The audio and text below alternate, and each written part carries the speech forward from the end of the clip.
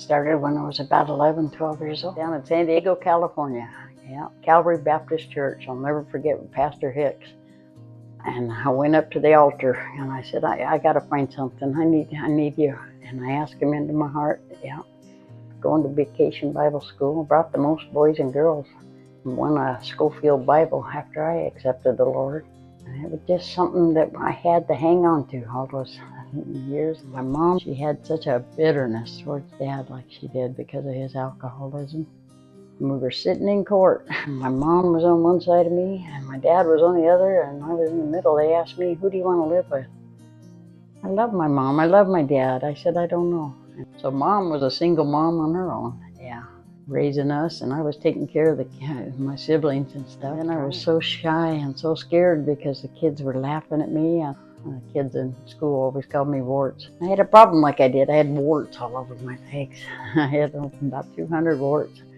I had them froze off, I had them burn off, and they just kept coming back. And I started having the seizures. And I was there, but then I was wondering why. Lord, why? But I didn't know what they were. I would blank out. I could be sitting here talking to you right now. My mind would turn off.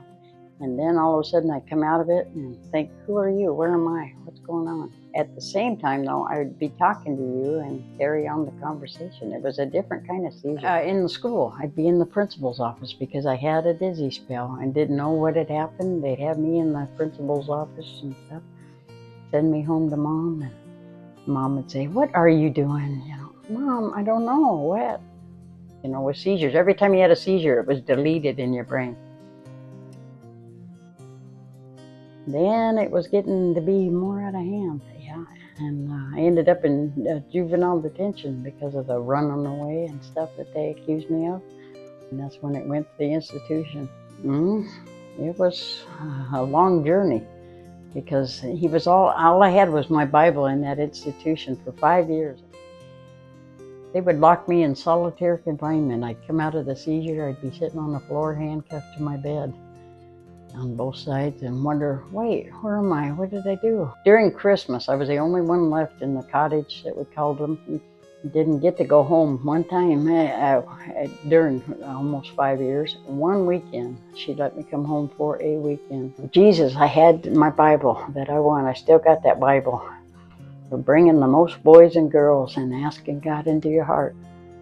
It was a different world like it was. But I had Him, and that's all I had. I thought there was never going to be a chance for me to be a wife or a woman or anybody. The only person that I had a relationship with was my pen pal. He wrote to me for about a year, and I wrote him because it was the only letter I could get in the mail in the institution. So I married him, but I had my twin boys a day before my birthday. That was the biggest birthday gift of my life. The seizures, when they started medication, started getting worse. Then I started having the grand mal kind and stuff. I had twin boys, and my boys would see an ambulance. Mommy, there's your ride. Because people were always having to call the ambulance on me. I was thinking, because I needed to break up with my ex-husband. We were still together, and we were just having difficulties with finances and everything. I went in the bathroom, and I took all my pills. And then I came back out, and we were saying goodnight, saying our prayers like my husband and I have always done, every night. And my little boy said, I love you, Mommy. And I thought to myself, what am I doing? I just took all those pills. God, you gave me my twins. The phone rang. It was a lady who let me clean her apartments. She said, hi, this is Pat. She said, how you doing? I said, not good. I said, no, I took all the pills. And then I ended up getting my stomach pumped and everything. And oh, wow, I can't do this. He gave me my twins. I can't take my life. When it changed, yeah, I broke my neck 16 years ago from a seizure, top 2 discs. Yeah, they were amazed I wasn't paralyzed or dead. And then they had the halo screwed to my head for 5 months. They said, we've got to get you off that Dilatin. I was taking 16 pills a day, having up to 14 seizures a month sometimes.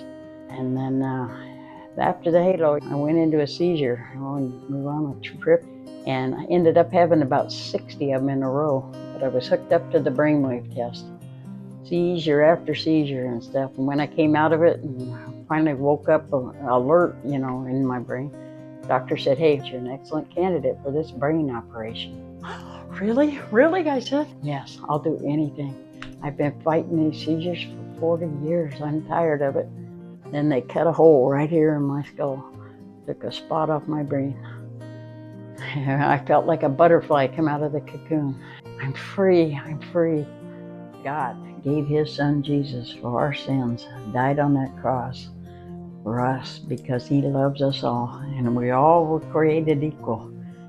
Now, first thing you got to do is believe with all your heart that he is the one.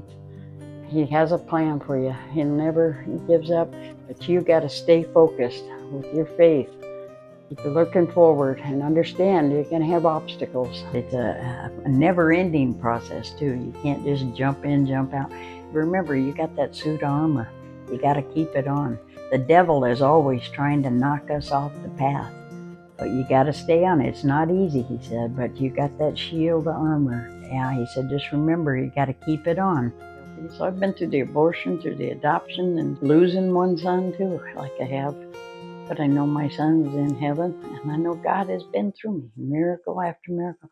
I had my twin boys, and they were still trying new medications. I was on every kind of pill, but they just weren't working and things. And I got myself into another situation there. It was terrible. I got pregnant. Thought it was my husband, but I had found out after I had the baby. And honest to God, I don't remember what happened, how it happened. Yeah, and my boys were about 3 years old. I had to let him go because having two white boys and one brown, people would have. He was about 45. He'd be about 45 years old now. Now they have a Christian adoption agency, she said, and she gave me the name of it. So Georgia started looking it up because I gave my baby up for adoption. He's out there somewhere, but God, I don't know what else to do, and I felt guilty. And I felt it, yeah. But then, too, at the same time, George wanted to be a caring, loving kind of man like he was. Yeah, and I had told him, I said, he called me Sweetie Pie. Did you take the medicine, Sweetie Pie? Then he was calling me after the surgery. I'm doing fine, honey. I'm mowing the yard. What do you want? Yeah. And I didn't realize I was pushing him away.